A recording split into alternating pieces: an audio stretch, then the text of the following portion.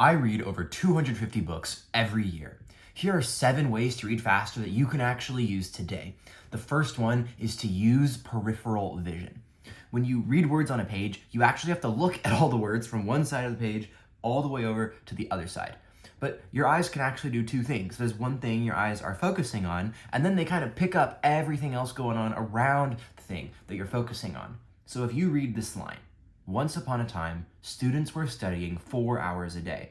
Most people read from the first word once all the way over to the last word, day. Their eyes actually move the distance of the whole line.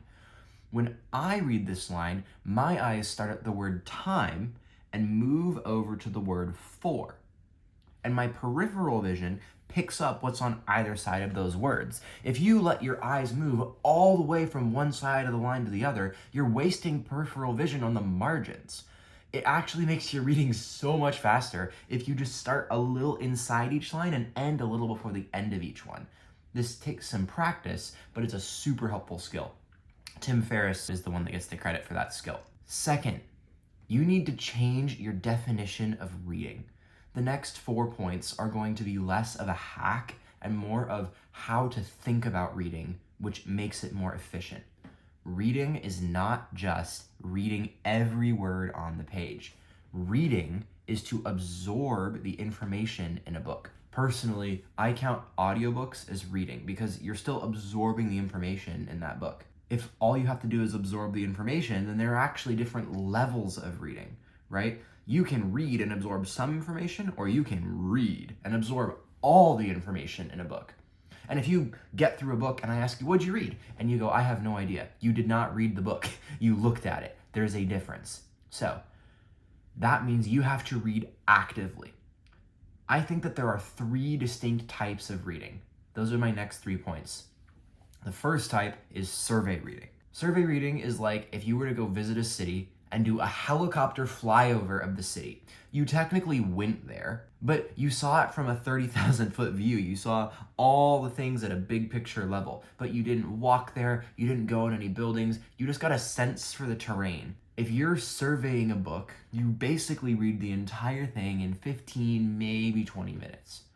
The point is to get a sense for the book, not read every single thing in it, but it's still reading because you're still absorbing the key points of the book. You can do this by reading chapter headings, subsection headings within the book, the first and last sentence of a few key paragraphs, maybe if there are charts, illustrations, or big bolded terms or boxes with text in it, read those. But in a few minutes, you get a sense for what's going on in the book. And this is super important because there are a zillion books in the world. You're never going to read all of them, even if you read hundreds of books a year like I do. So when I pick up a new book, I start by surveying it. Is this worth my time to read more deeply? And you can use book reviews or summaries on a website like Blinkist to help you survey more effectively. But this is reading. The second level of reading is macro reading. Macro reading is like a hop-on, hop-off bus tour. If surveying is like the helicopter, this is like a hop-on, hop-off bus. This is where you read most of the words, but skip around a little bit. So when I was 11 years old, the summer I was 11 years old, every morning I would wake up, I'd run to the couch and I'd grab a biography. And I read 100 biographies that summer. Every day I read a biography in the morning.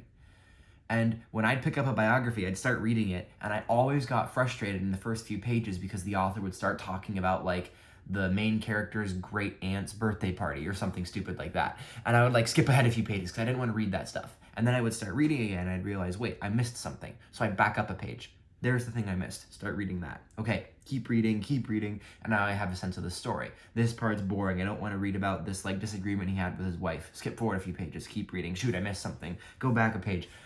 Macro reading is that. You're reading most of the book. You're reading most of the words, but sometimes you'll skip a section that's getting repetitive. Sometimes you'll really quickly fly through a section instead of reading every single word. For me, this results in about 2 hours of reading on average for any given book. Some longer books are more, shorter or less. 2 hours is about a happy medium for my macro reads.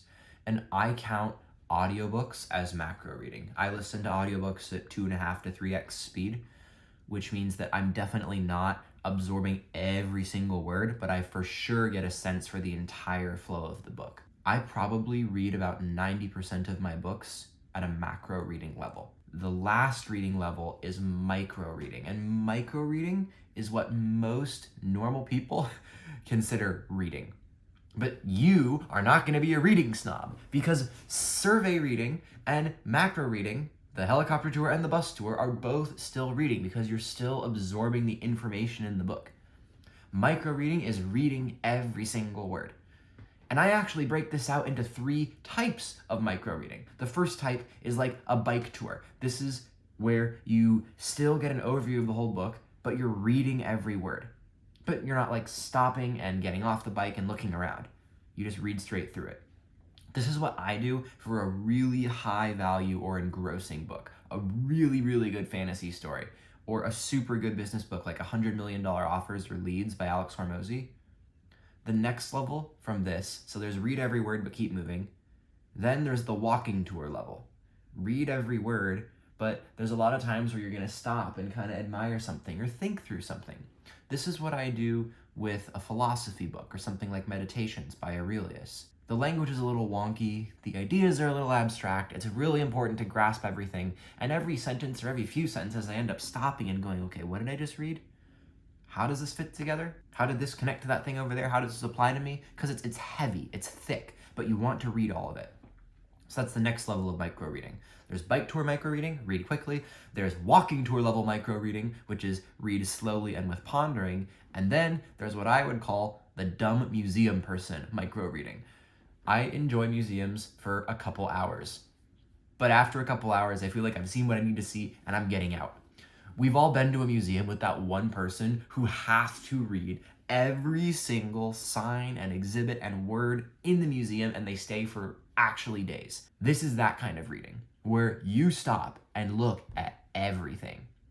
This is a very rare kind of micro reading. If you're a Christian or religious, you read the Bible or your religious book this way. You read every single word. You figure out how many times that word has showed up in the entire book. You figure out how that connects to the original language that it was in. If you're a scholar, if you're a translator, you micro read at dumb museum person level. For everyone else, we don't really read like this. I don't read like this hardly at all, unless I'm reading a religious book. And these 3 levels of reading are not just Brandon's idea. I found them in this book, How to Read a Book, Advice for Christian Readers by Andy Naselli. Phenomenal book. Everyone should read it. But Francis Bacon, a relatively smart philosopher dude, said that some books are to be tasted, others to be swallowed, and some few to be chewed and digested. Do you hear it? Those are the 3 big levels that I just laid out.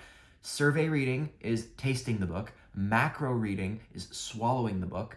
And chewing and digesting the book is micro reading. And there are even 3 different levels of micro reading. So there are actually 5 distinct ways you can absorb the information from a book. Pick the one that works the best for you. And if you don't just approach every book assuming you're going to micro read it, you're not cheating. You're saving yourself a ton of time and still absorbing the information from the book. If you can get out of your head that you have to read every word of every book for it to count as reading, you will read way more and way faster. And in my opinion, that's far more valuable than any little hack about peripheral vision I can give you. That being said, I have 2 more little hacks to give you at the end here, but that's the biggest unlock to reading a lot and reading quickly, is picking the level of reading you're gonna do. My 6th thing is to stop hearing the words in your head as you read. Nerds call this sub-vocalization. It means like imagining someone reading out loud to you as you read the words on the page. When I was a kid, my mom and dad would read us The Chronicles of Narnia or some other fantasy like The Lord of the Rings on the way to bed sometimes. And I remember the first time I actually picked up one of those books and I read it on my own, I would hear my dad or my mom reading in my head. And then I realized, wait, I'm going super slow. I have to stop doing that to be able to move faster. And I found out later, this is a scientific thing too, people can speak at 120 to 175-ish words per minute, but our brains can process listening at 400 to 800 words per minute. So we can actually process in our head 2 to 4 times as fast as somebody can speak to us. So if you read a book and you are listening to the words in your head, that's slowing you down a lot. There's not really any practical advice I can give for how to flip that off in your head. You kind of just have to wrestle with it yourself and figure out how to punch through that mental barrier. The last thing is to have some way to remember the important stuff you find as you read. When I read, I'm going to use this book as an example. I have a way to remember important stuff. So I hate highlighting and underlining because when I highlight, I like doing this and then, shoot, and I just highlighted the wrong line or it looks all messy, or I underline and then I like, and I end up like crossing out the wrong line on the page. So what I do instead is I just mark the margin. So I have a little dot in the margin of that book, and that helps me remember, yeah, that's kind of a decent point. I might want to come back to that. And then in the margin of this page, I have quotation marks for the lines that are like, this is really good, I want to remember this verbatim. And then a star for like, this is one of the best points in the entire book. I have to remember this point. Why do I do that? Well, first, it removes guilt from going quickly through the book. If I'm macro reading and going down, up, down, up, down, up, and like using my peripheral vision wisely, what happens to me sometimes is I get stressed out, like, shoot, I'm not going to remember everything in this book, I'm going to forget things, I'm not going to absorb this information. But it's fine. I haven't found something worth remembering yet. As soon as I find a piece that's like, this is a good insight, I'll stop, I'll grab my pencil, and I'll mark it. So it removes fear or guilt of like forgetting, which lets me move faster. And then it forces you to remember the thing that you like. Even if I never go back and review the highlights in the book, the act of slowing down and marking the margin hugely improves your remembering because you have to go back and reread the thing, probably a couple times. You broke your flow to remember an insight. And then the last thing is that like when I do go back and grab a book and I'm like, what was this about? I can just pick it up and flip through it and find the spots I marked in the margin and get a really good sense for the valuable parts of the book. The thing that I remember about this is that insights change your life, not whole books. So you do not remember the entirety of 300 pages of a book. You remember the few key bits of information that you can apply to your life, and that's what changes your life. That's why reading is absorbing information. It's not just reading every word on the page. And marking important insights is the best way to fly over most of the book in a macro way, but still retain those key things that you're actually going to take with you and change your life.